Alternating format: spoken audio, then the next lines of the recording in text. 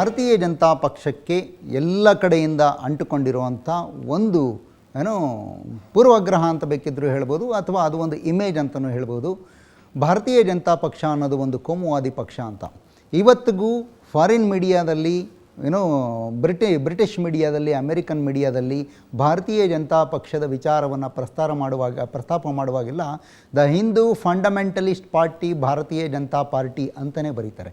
ಅಷ್ಟರ ಮಟ್ಟಿಗೆ ಅದು ಭಾರತೀಯ ಜನತಾ ಪಕ್ಷದ ಹೆಸರಿನ ಜೊತೆ ಸೇರಿಕೊಂಡಿದೆ. ಬಟ್ ಈ ಎಲೆಕ್ಷನ್ನಲ್ಲಿ ಮೋದಿ ವರ್ಸಸ್ ರಾಹುಲ್ ಗಾಂಧಿ ಅಂತ ಆಗಿರುವಂಥ ಈ ಎಲೆಕ್ಷನ್ನಲ್ಲಿ ಕೋಮುವಾದ ಅನ್ನೋದು ನಿಜವಾಗ್ಲೂ ಒಂದು ಎಲೆಕ್ಷನ್ ಇಶ್ಯೂನ?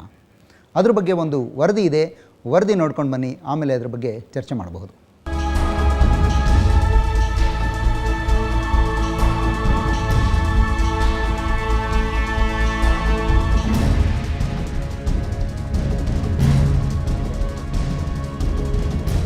ನಮ್ಮ ದೇಶದಲ್ಲಿ ಚುನಾವಣೆಗಳಾದಾಗ ಕೋಮುವಾದ ಒಂದು ಪ್ರಮುಖ ಚುನಾವಣಾ ವಿಷಯ ಆಗಿರುತ್ತೆ. ಕಣ್ಣೆದುರು ಲೋಕಸಭಾ ಚುನಾವಣೆ ಇದೆ.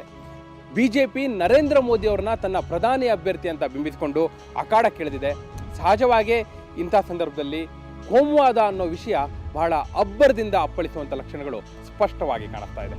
ಆದರೆ ಕೋಮುವಾದ ಅನ್ನೋ ಒಂದೇ ವಿಷಯದ ಮೇಲೆ ಸಂಪೂರ್ಣ ಚುನಾವಣೆ ಸ್ಪಷ್ಟವಾಗಿ ಇಬ್ಬಾಗ ಆಗುತ್ತೆ ಅಂತ ಅಂದ್ಕೊಳ್ಳೋ ಹಾಗಿಲ್ಲ. ಯಾಕಂದರೆ ಕೋಮುವಾದಿ ಎಂಬ ಆಪಾದನೆ ಹೊತ್ತಂಥ ಪಕ್ಷದಲ್ಲಿ ಜಾತ್ಯತೀತ ರಾಜಕಾರಣಿಗಳು ಇದ್ದಾರೆ.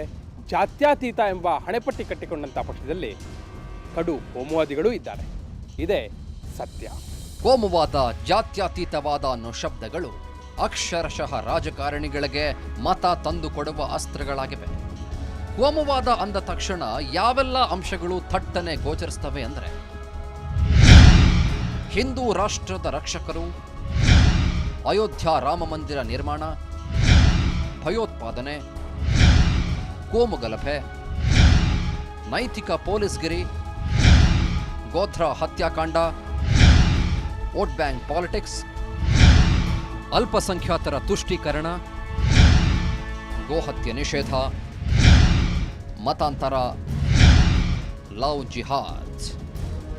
ಚುನಾವಣಾ ಪೂರ್ವ ತಯಾರಿಯೇನೋ ಅನ್ನುವಂತೆ ರಾಜ್ಯದಲ್ಲಿ ಕೂಡ ಕೋಮುವಾದದ ಬಗ್ಗೆ ವಾಗ್ವಾದಗಳು ಶುರುವಾಗಿದ್ದಾವೆ.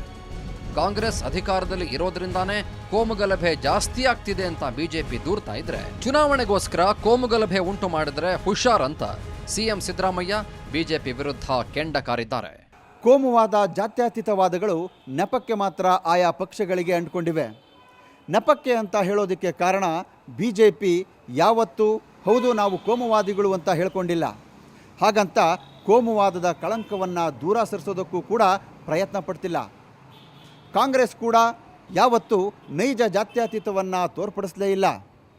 ಹಾಗಾಗಿ ಇಲ್ಲಿ 1984ರ ಸಿಖ್ ನರಮೇಧವೂ ಇದೆ, ಜೊತೆಗೆ 2002ರ ಗೋಧ್ರಾ ಹತ್ಯಾಕಾಂಡವೂ ಕೂಡ ಸದಾ ಸುದ್ದಿಯಲ್ಲಿರುತ್ತೆ.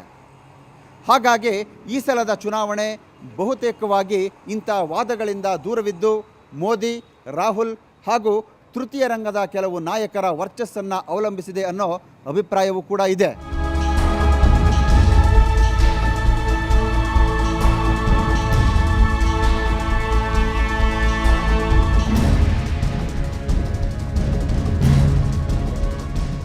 ಫೈನ್. ಸದಾನಂದ ಗೌಡ್ರೆ, ನರೇಂದ್ರ ಮೋದಿಯವರು ಚುನಾವಣಾ ಕಣದಲ್ಲಿ ಪ್ರಧಾನಿ ಅಭ್ಯರ್ಥಿಯಾಗಿರುವ ಸಂದರ್ಭದಲ್ಲಿ ಮೋದಿ ವರ್ಸಸ್ ರಾಹುಲ್ ಗಾಂಧಿ ಅನ್ನೋ ಥರದ ಒಂದು ವಾತಾವರಣ ಸೃಷ್ಟಿಯಾಗ್ತಿರೋ ಸಂದರ್ಭದಲ್ಲಿ ಭಾರತೀಯ ಜನತಾ ಪಕ್ಷ ತಾನು ಇದುವರೆಗೆ ನಂಬಿಕೊಂಡು ಬಂದಂಥ, ಇದುವರೆಗೆ ಪ್ರತಿಪಾದಿಸ್ತಾ ಬಂದಿದ್ದಂಥ ಕೆಲವು ವಿಷಯಗಳನ್ನು ಕೈ ಬಿಡೋ ಪ್ರಸಂಗ ಬರಬಹುದಾ?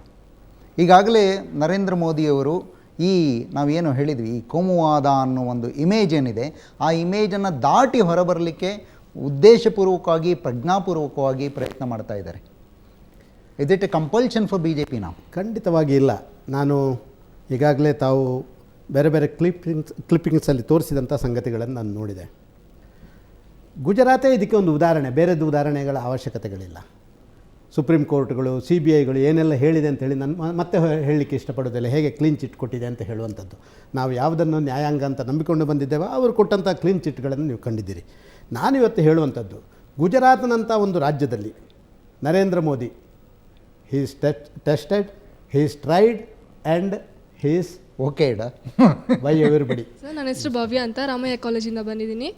ನಿಮ್ಮ BJP ಪಕ್ಷದ ಶಾಸಕರು ಸದನದಲ್ಲೇ ಕೂತ್ಕೊಂಡು ಬ್ಲೂ ಫಿಲಮ್ ಎಲ್ಲ ನೋಡಿದ ಅಂಥ ವ್ಯಕ್ತಿಗಳು ಈಗ MP ಎಲೆಕ್ಷನ್ ನಿಂತ್ಕೊಳ್ಳೋದಕ್ಕೆ ಎಷ್ಟು ಸೂಕ್ತ, ಅವರಿಗೆ ಟಿಕೆಟ್ ಕೊಡ್ಬೋದಾ?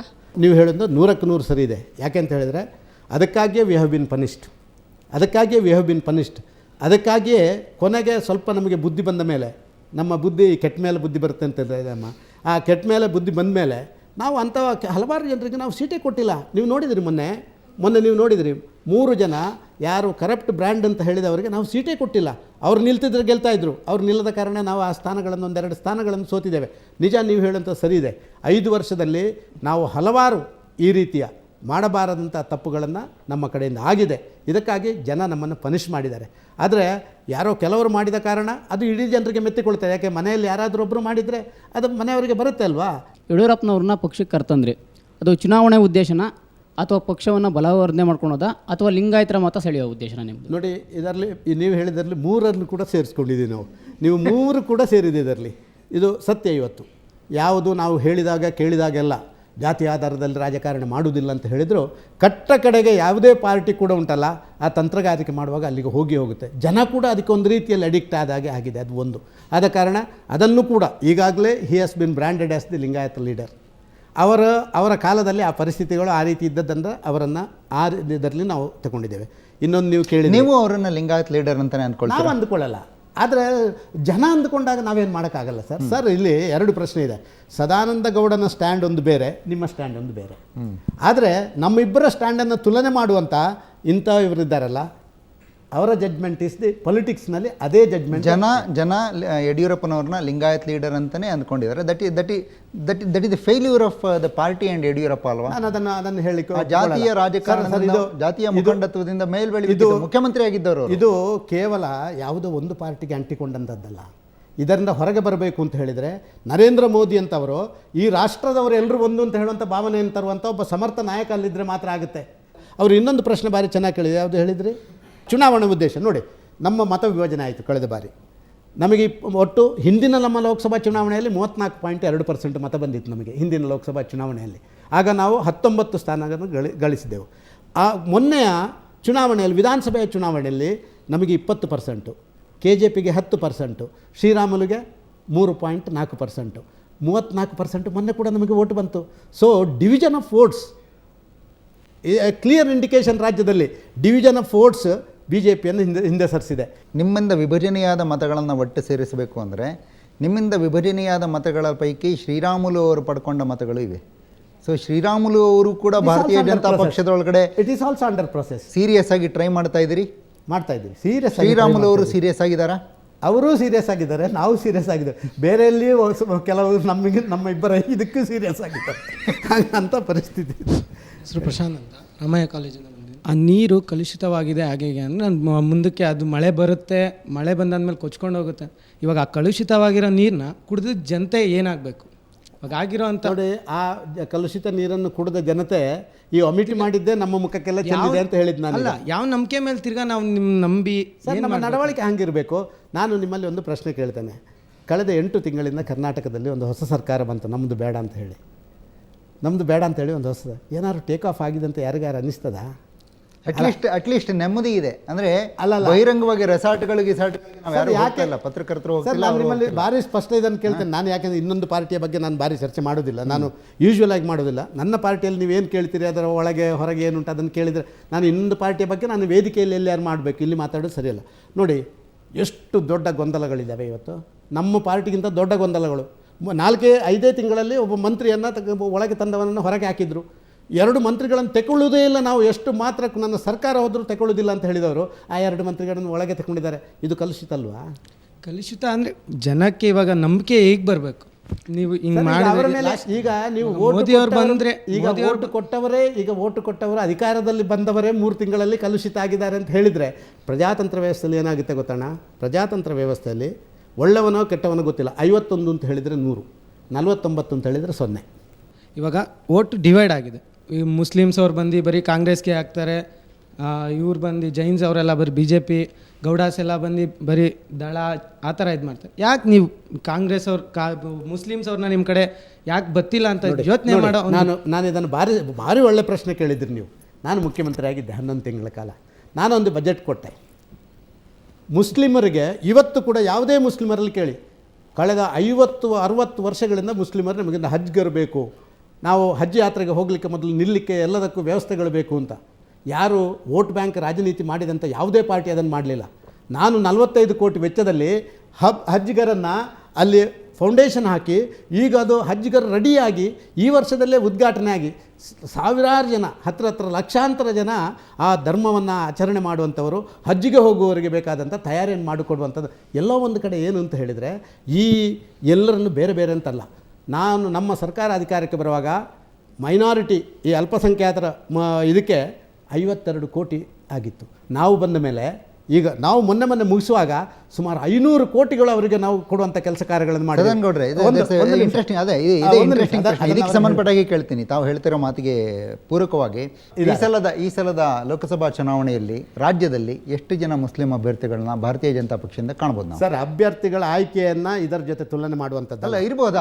ಕೊಡಬಹುದಾ? ತಾವು ಕೊಡಬಹುದು. ಎಷ್ಟು ಒಂದು ಸರ್, ನಾನು ತೀರ್ಮಾನ ಮಾಡೋದು ನಿಮ್ಮ ಒಪಿನಿಯನ್. ನಾನು ಒಪಿನಿಯನ್ ಬಾಹ್ಯವಾಗಿ ನನ್ನ ಪಕ್ಷದ ಸಿಲೆಕ್ಷನ್ನ ವಿಚಾರದಲ್ಲಿ ನಾನು ಬಾಹ್ಯವಾಗಿ ಒಪಿನಿಯನ್ ಕೊಡುವಂಥದ್ದು ಅದೊಂದು ಪಕ್ಷ ವಿರೋಧಿ ಆಗಿ ಅಲ್ಲ. ಅಲ್ಪಸಂಖ್ಯಾತರ ಇದು ಸೆಲ್ ತುಂಬಾ ಸ್ಟ್ರಾಂಗ್ ಆಗಿದೆ ಅಂದ್ರೆ ಕೇಳಿದೆ. ಸ್ಟ್ರಾಂಗ್ ಆಗಿದ್ಮೇಲೆ ಸ್ಟ್ರಾಂಗ್ ಲೀಡರ್ಸ್, ಅಲ್ಪಸಂಖ್ಯಾತರದ್ದು ಸ್ಟ್ರಾಂಗ್ ಆಗಿದ್ದ ಕೂಡಲೇ ಅವರಿಗೆ ಕ್ಯಾಂಡಿಡೇಚರ್ ಕೊಟ್ಟ ಕೂಡಲೇ ಸ್ಟ್ರಾಂಗ್ ಆಗ್ತಾರೆ ಅಂತ ಹೇಳೋದು ಇದು ಸರಿಯಲ್ಲ. ಸ್ಟ್ರಾಂಗ್ ಆ ಕ್ಷೇತ್ರದಲ್ಲಿ ಯಾರು ಸ್ಟ್ರಾಂಗ್ ಇದ್ದಾರೆ ಅವ್ರಿಗೆ ಕೊಡಬೇಕು. ಫೈನ್. ನಾನು ಸಂಜನಾ ಅಂತ MS ರಾಮಯ್ಯ ಕಾಲೇಜ್. ಇವಾಗ ಪಬ್ಲಿಕ್ ಮೆಂಟಾಲಿಟಿ ಹೆಂಗಿದೆ ಅಂತ ಅಂದರೆ, ಬರೀ ಎಕ್ಸಾಂಪಲ್ ಕೊಡ್ತಾರೆ BJPಯವರು. ಮೋದಿಯವರ ಗವರ್ಮೆಂಟ್ ಹಂಗಿದೆ, ಅಭಿವೃದ್ಧಿ ಆಗಿದೆ, ಆ ಥರ ನಾವು ಯಾವಾಗ ನಮ್ಮ ರಾಜ್ಯದಲ್ಲಿ ಹೇಳ್ಕೊಳ್ಳೋದು?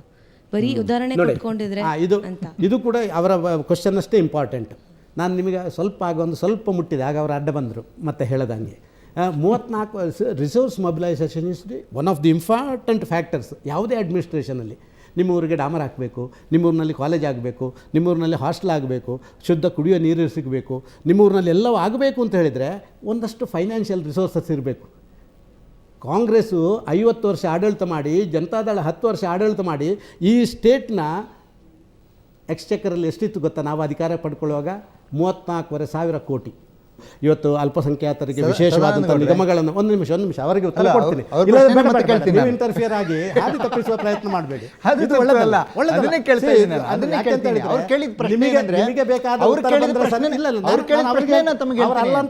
ನರೇಂದ್ರ ಮೋದಿ ಅವರ ವಿಚಾರವನ್ನ ತಾವು ಹೇಳ್ತಿರಲ್ಲ, ಹಾಗೆ ಕರ್ನಾಟಕದ ಮಾದರಿಯನ್ನ ಹೇಳೋ ತರದ ಯಾಕೆ ಬರಲಿಲ್ಲ? ಕರ್ನಾಟಕದ ಮಾದರಿ ಅಲ್ಲ ತಾನೇ ನಾನು ಈಗ ಹೇಳೋದು. ಅದನ್ನ ಹೇಳ್ಕೊಳ್ತಿಲ್ವಲ್ಲ, ಯಾರು ಹೇಳ್ಕೊಳ್ತಿದ್ದಾರೆ? ಹೇಳ್ಕೊಳ್ಳೋ ಪರಿಸ್ಥಿತಿ ಇಲ್ವಲ್ಲ. ನಾನು ಅದನ್ನ ಸರ್, ತಾವಿಲ್ಲಿ ಹೇಳ್ತೀರಿ, ಸ್ಟಾಟಿಸ್ಟಿಕ್ಸ್ ನ ಕೊಡ್ತೀರಿ. ಮೋದಿ ದಿನ ಸ್ಟಾಟಿಸ್ಟಿಕ್ಸ್ ಕೊಡಲಿಲ್ಲ ಅಂತ ಹೇಳಿದ್ರೆ ನಾನು ಮಾತಾಡಲ್ಲ, ಅಭ್ಯಂತರ ಇಲ್ಲ. ನಿಮ್ಮ ದಾರಿಗೆ ಸರಿಯಾದ ಉತ್ತರ ಬಂದ ತಕ್ಷಣ ನಾವು ತಡೆಯುವಂತ ಒಂದೇ ಮಾತು 50 ಮಾತು ಹೇಳಿ ನನಗೇನು ಬೇಸರ. ನಾನು ಹೇಳೋದು, ಈಗ ಮೋದಿ ಮಾದರಿಗೆ ಯಾರು ಸ್ಟಾಟಿಸ್ಟಿಕ್ಸ್ ಕೊಡೋದಿಲ್ಲ, ಮೋದಿ ಸರ್ಕಾರ ಅಂತಾರೆ. ಸ್ಟಾಟಿಸ್ಟಿಕ್ಸ್ ಬೇಕಾಗಿಲ್ಲ, ಸ್ಟಾಟಿಸ್ಟಿಕ್ಸ್ ನ ಬಲ ಬೇಕಾಗಿಲ್ಲ ಅಂತ ಹೇಳೋದು. ಸ್ಟಾಟಿಸ್ಟಿಕ್ಸ್ ಅಲ್ಲಲ್ಲ ಸರ್, ನೀವು ಒಂದು ನಿಮಿಷ ನನ್ನ ಪ್ರಶ್ನೆ ಅರ್ಥ ಮಾಡ್ಕೊಳ್ಳಿ. ಪ್ರಶ್ನೆ ಕೇಳುವಾಗ ಮಧ್ಯ ಪ್ರವೇಶ ಒಂದೇ ಒಂದು ನಿಮಿಷ, ನಾನು ಅದನ್ನ ಇಲ್ಲ ಅಂತ ಹೇಳ್ತಿಲ್ಲ. ಅಲ್ಲಿ ಹೇಳೋದು ಮೋದಿ ಮಾದರಿ ಅಂತ ಹೇಳ್ತಿದ್ದಂಗೆ ಜನ ನಂಬಿಕೊಳ್ತಾರೆ. ಆ ಥರದ ಒಂದು ಇಮೇಜ್ ಅಲ್ಲಿದೆ, ಆ ಥರದ ಒಂದು ವಾಸ್ತವ ಚಿತ್ರ ಕೂಡ ಇರ್ಬೋದು. ಆದರೆ ಕರ್ನಾಟಕದ ಮಾದರಿ ಅಂತ ಹೇಳ್ತಿದ್ದಂಗೆ ಸ್ಟಾಟಿಸ್ಟಿಕ್ಸ್ ಏನೂ ಕೊಡದಲ್ಲೇ ಕೂಡ ಕರ್ನಾಟಕದ ಮಾದರಿ ಅಂತ ಹೇಳ್ತಿದ್ದಂಗೆ ಇದಪ್ಪ ಅನ್ನೋ ಥರದ ಒಂದು ಚಿತ್ರ ನಮ್ಮ ರಾಜ್ಯದಲ್ಲಿ ಸಿಗಲಿಲ್ಲ ಅಂತ. ನಿಮ್ಮ ಸರ್ಕಾರ ಅಂತಲ್ಲ, ಯಾವ ಸರ್ಕಾರದಲ್ಲೂ ಇತ್ತೀಚಿನ ಯಾವ ಸರ್ಕಾರದಲ್ಲೂ ಸಿಕ್ಕಿಲ್ಲ ನಮಗೆ. ನಿಜ, ನಾವೆಲ್ಲರೂ ಸತ್ಯಾರಿತ್ರವಂತರು, ಧರ್ಮರಾಯನ ಮಕ್ಕಳು ಅಂತ ನಾವು ಯಾರು ಹೇಳಲ್ಲ. ಇವತ್ತು ಆಲಿಬಾಬಾ ಮತ್ತು 40 ಕಳ್ಳರಿದ್ದಾರೆ, ಇನ್ನೊಂದು ಕಡೆಯಿಂದ ಸಣ್ಣ ಒಬ್ಬ ಪಿಕ್ ಪಾಕೆಟ್ ಇರ್ತಾನೆ.